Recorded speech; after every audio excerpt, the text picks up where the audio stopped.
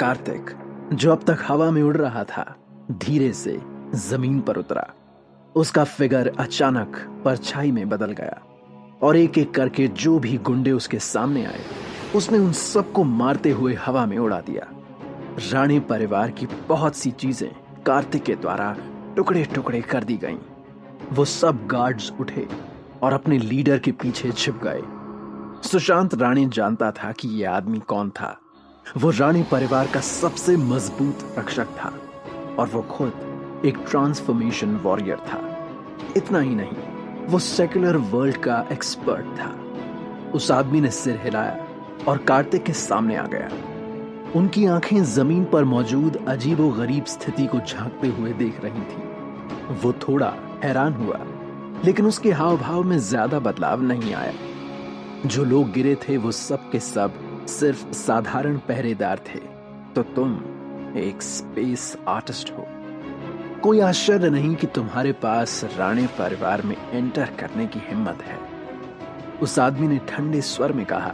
सुशांत राणे ने जब ये सुना कि कार्तिक एक वॉरियर है, तो उसकी आंखें फटी की फटी रह गईं। जायसवाल परिवार के पास इतनी ताकत और औकात कहां से आ गई कि उसने एक वॉरियर को भेजा। हालांकि जायसवाल परिवार स्पेस आर्टिस्ट्स का ही परिवार था, लेकिन वे सभी स्पेस आर्ट में किसी न किसी स्ट्रॉन्ग बेस वाले लोग थे। जायसवाल परिवार बहुत घमंडी था और सोचता था कि वो स्पेस आर्ट का परिवार है, लेकिन वो बहुत कमजोर थे। हालांकि वास्तविकता ने उन्हें भारी झटका दिया था। वे इतने कमजोर थे कि वे राणे परिवार को नाराज करने का जोखिम भी नहीं उठा सकते थे, जो योद्धाओं का परिवार भी नहीं था। जायसवाल परिवार राणे परिवार में केवल स्वधर्मी योद्धाओं का एक ग्रुप था। अपने से ऊंचे दर्जे की ताकत के सामने उनके पास आज्ञा मानने के अलावा कोई चारा नहीं था। कार्तिक ने सीधे उस आदमी की तरफ देखा और कहा, आप एक मार्शल आर्टिस्ट हैं। क्या आपको लगता है कि आप मुझे हरा सकते हैं?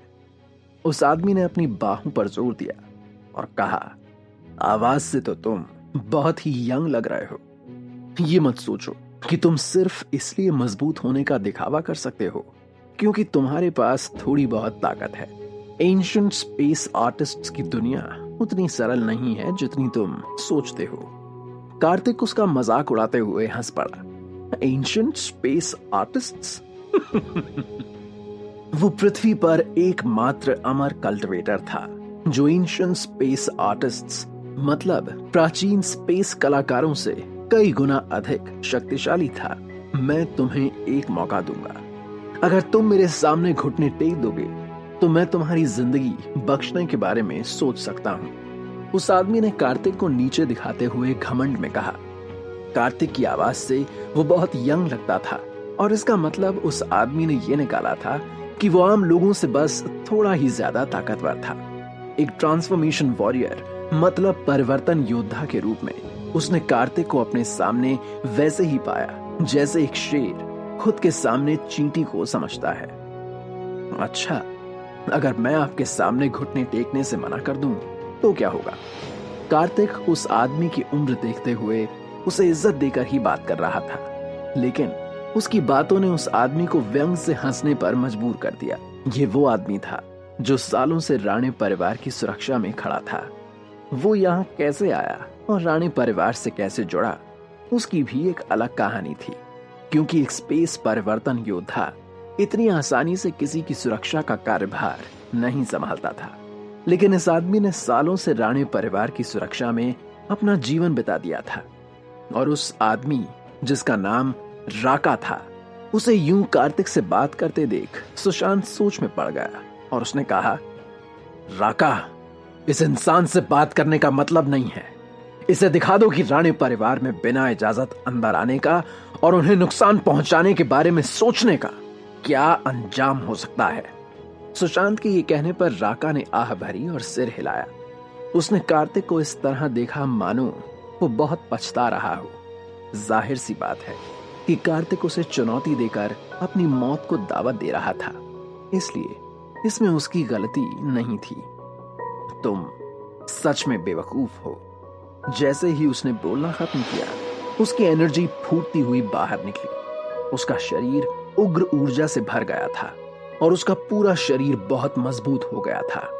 उसकी बाइसेप्स और शोल्डर मसल्स कपड़ों को फाड़ते हुए चमक रही थीं। उसके इस विस्फोटक बल ने सुशांत और उसकी बेटी अंजलि रानी को कुछ मीटर पीछे धकेल दिया। इस शक्तिशाली शक्ति ने उन्हें झकझोर दिया। ऐसा शक्तिशाली योद्धा राणे परिवार का सबसे बड़ा रक्षात्मक उपाय था। अब तो इस बात से बिल्कुल इनकार नहीं किया जा सकता कि कार्तिक वाकई में अपनी ही मौत को प्रणाम कर रहा था। राका का शरीर कुछ कदम हिल गया और कार्तिक के एकदम सामने उसकी ओर देखते हुए दिखाई दिया। उसने मुस्कुराकर कार्तिक को अपनी पूरी ताकत से मुक्का मारा। कार्तिक के शरीर पर जोर से चोट लगी थी और इसके साथ ही एक भारी आवाज सुनाई दी, जैसे कि इस बल के तहत चट्टान को कुचल दिया जाएगा। इसका मरना तो बिल्कुल निश्चित है। उसने वास्तव में राका के मुक्के का सामना करने की हिम्मत की है। वो सच में नहीं जानता कि मृत्यु क्या है। सुशांत का चेहरा कार्तिक के लिए तिरस्कार से भरा था। अंजलि ने भी व्यंग में मुस्कुरा दिया। उसने मूल रूप से सोचा था कि वो एक बहुत शक्तिशाली विशेषज्ञ था, लेकिन आखिरकार वो एक सच्चे विशेषज्ञ के सामने उतना ही कमजोर था जितना एक चीते के सामने मेमना। उसने जायसवाल परिवार को पुणे शहर से गायब करने का मन बना लिया था, लेकिन इससे पहले वो उन्हें ठीक तरह से अपमानित करना चाहती थी। राका राणे पहरेदारों का नेता था।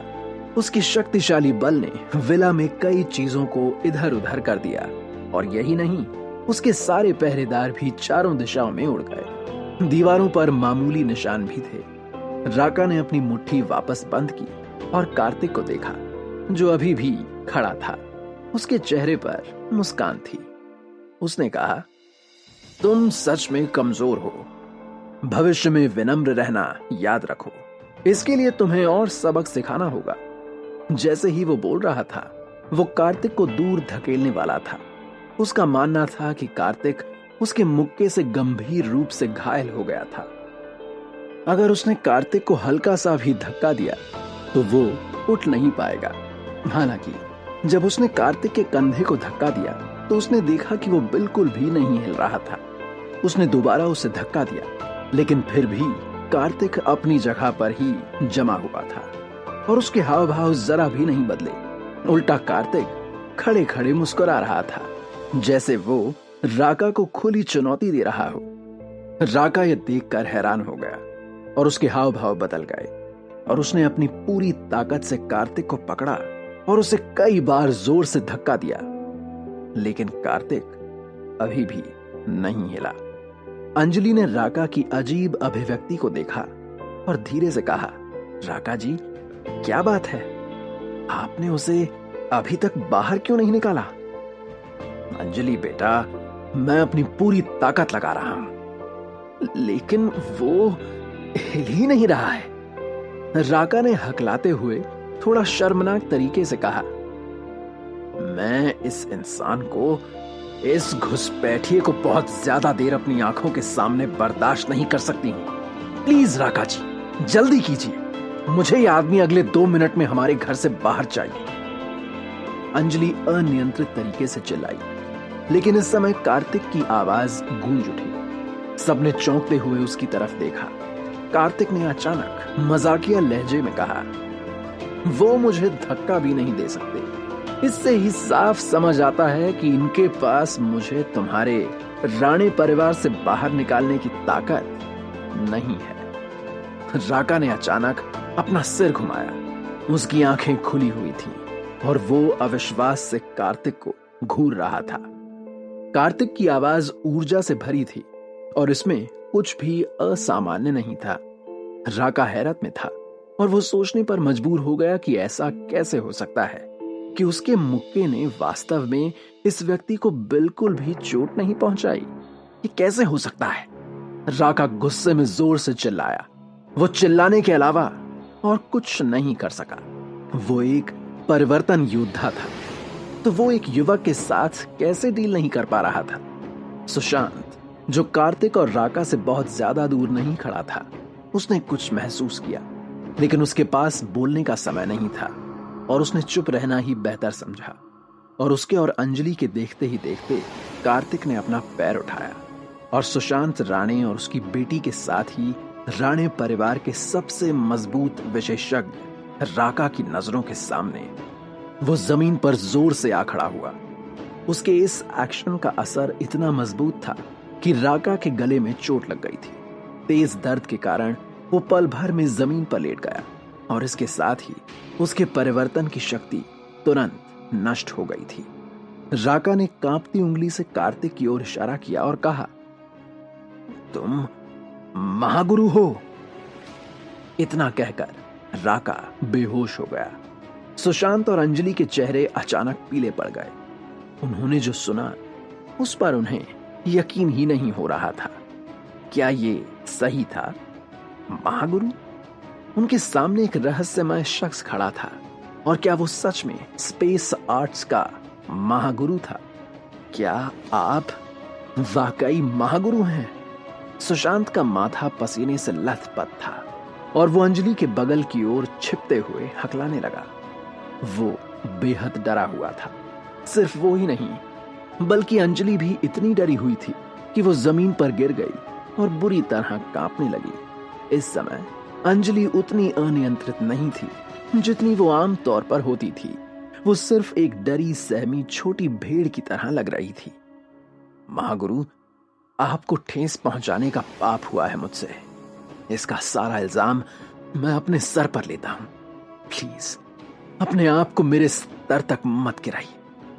ये कहते हुए सुशांत ने कार्तिक के सामने घुटने टेक दिए और उससे दया की भीख मांगी। पूरे पुणे शहर में अपना नाम बनाने वाले राणे परिवार के लोगों ने कार्तिक के सामने घुटने टेक कर उससे रहम की भीख मांगी। लेकिन जैसे ही उन सब की इस पुकार का कार्तिक पर कोई असर नहीं हो रहा था, क्योंकि कार्तिक की अभिव्यक्ति बिल्कुल भी नहीं बदली। जब उसने पुणे के पावरफुल सुशांत राणे को अपने सामने झुकते और दया की भीख मांगते हुए देखा। ये इस संसार का नियम था। जो उनसे ज्यादा ताकतवर था उसके सामने लोग विनम्र ही हो सकते थे। ऐसा क्या हुआ? क्या आप नहीं चाहते थे कि जायसवाल परिवार के लोग आपके सामने घुटने टेकें? अब आप घुटने क्यों टेक रहे हैं? मैं इसे बर्दाश्त नहीं कर सकता। आप मजाक कर रहे होंगे महागुरु। ऐसा बिल्कुल ना कहें। आप एक प्रतिष्ठित स्थिति के साथ शक्तिशाली व्यक्तित्व के महागुरु हैं। राणे परिवार का आपके सामने कोई मुकाबला नहीं है। सुशांत ने दृढ़ अभिव्यक्ति के साथ कहा। एक महागुरु का अपमान करना माथुर परिवार को ठेस पहुंचाने से भी ज्यादा भयानक था। हे महागुरु, क्या आप जायसवाल परिवार से हैं? सुशांत ने ध्यान से पूछा। अगर कोई परिवार महागुरु से मदद लेना चाहता है तो उन्हें एक अच्छा अवसर ढूंढना पड़ेगा और साथ ही उनके पास एक मजबूत बैकग्राउंड होना भी जरूरी है। लेकिन बस इतना ही काफी नहीं है। इसके अलावा महागुरु को भी उनके परिवार में दिलचस्पी लेनी होगी, नहीं तो उन्हें किसी भी महागुरु की मदद मिलना बहुत मुश्किल हो जाएगा। लेकिन इस वक्त सुशांत ये समझ पाने में असमर्थ था कि अगर ये महागुरु सच में जायसवाल परिवार का सदस्य था तो ऐसा क्यों था कि पुणे शहर में जायसवाल परिवार एक साधारण परिवार था और उनका स्तर इतना आम था। अगर जायसवाल परिवार के पास महागुरु होता तो माथुर परिवार भी उन्हें थोड़ा सम्मान देता, उनकी मदद करता और उनके साथ अपने संबंधों को बनाकर रखता। कार्तिक ने कहा, मैं जायसवाल परिवार का सदस्य नहीं हूं। यह सुनकर सुशांत ने राहत की सांस ली। जब तक वे जायसवाल परिवार के महागुरु नहीं थे तब तक ठीक था, लेकिन जायसवाल परिवार में कोई है जिसकी मुझे परवाह है।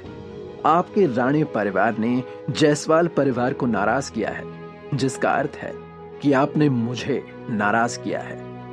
कार्तिक फिर बोला और उसके शब्दों ने जैसे सुशांत के दिल में ढेरों छेद कर दिए। कार्तिक की बात सुनते ही सुशांत निराश हो गया।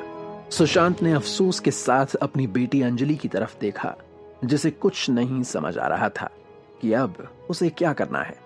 वो वाकई नहीं जानती थी उसने सच में महागुरु से संबंधित जायसवाल परिवार को नाराज कर दिया था। इसका तो सिर्फ एक ही मतलब था कि उसे अपनी जिंदगी से कोई लगाव नहीं था और वो मौत को गले लगाने के लिए तैयार थी।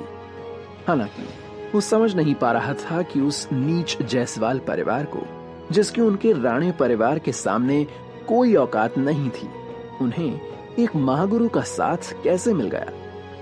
क्या आप मेरे बैकग्राउंड के बारे में पूछ रहे हैं? कार्तिक ने ठंडेपन से कहा। सुशांत कांप उठा। उसकी कुछ भी कहने की हिम्मत नहीं हुई। तो आप जायसवाल परिवार के दोस्त हैं, इसलिए? सुशांत ने एक मजबूरी भरी मुस्कान के साथ कहने की कोशिश की। जायसवाल परिवार सच में अपनी असली ताकत छुपा रहा था। उनके पास वास्तव में इतना मजबूत समर्थक था। बात बस इतनी सी थी कि जनता को इस बारे में कुछ पता नहीं था। तुम्हारी बेटी ने कहा था कि वो चाहती थी कि माया जायसवाल उसके सामने घुटने टेके, है ना? इसका मतलब उसने मुझे घुटने टेकने के लिए कहा है, और उसकी सजा तो तुम्हारी बेटी को मिलकर रहेगी। सुशांत और अंजलि चौंक गए। क्या सजा देगा कार्तिक अंजलि को? क्या अंजलि कार्तिक की सजा से बच पाएगी?